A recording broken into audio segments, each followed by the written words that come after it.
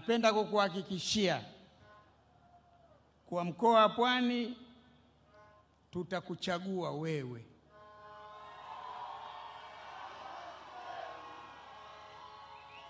Utapata kura nyingi sana zisizokuwa na mfano wake katika historia ya mkoa wetu. Lakini kwa nini tutakuchagua? Maelezo ya waheshimiwa wabunge yameeleza kwa ufasaha. Wameeleza kwa ufasaha.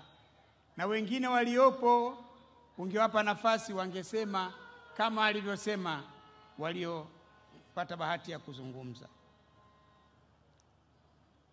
Umezikabili kwa mafanikio changamoto zinazowakabili wananchi wa mkoa huu.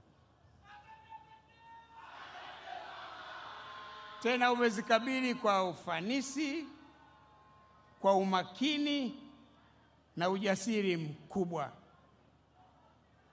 Mcheza kwao hutunzwa.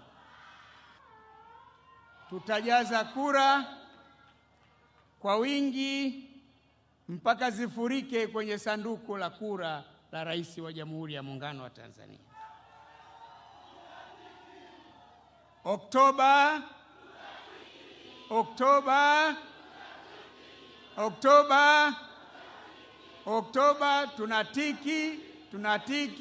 tunatiki.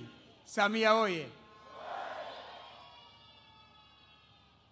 Lakini tunatambua umuhimu wa kukuwezesha kufanya kazi kwa ufanisi kwa kukupatia wabunge wa Chama cha Mapinduzi.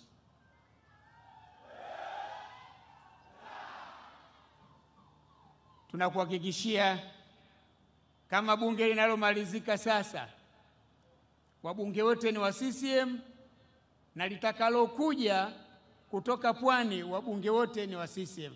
Na ninaamini kwa nchi nzima itakuwa hivyo hivyo. Pia tutakuletea madiwani wa Chama cha Mapinduzi ili halmashauri za wilaya na miji zote ziwe chini ya uongozi wa Chama cha Mapinduzi. Hatuko tayari, Mheshimiwa Rais na mgombea wetu, kuchanganya pumba na mchele. Katu hatufanyi biashara hiyo. Tunayajua madhara yake na hatutathubutu kufanya hivyo. Ndio maana tunasema Oktoba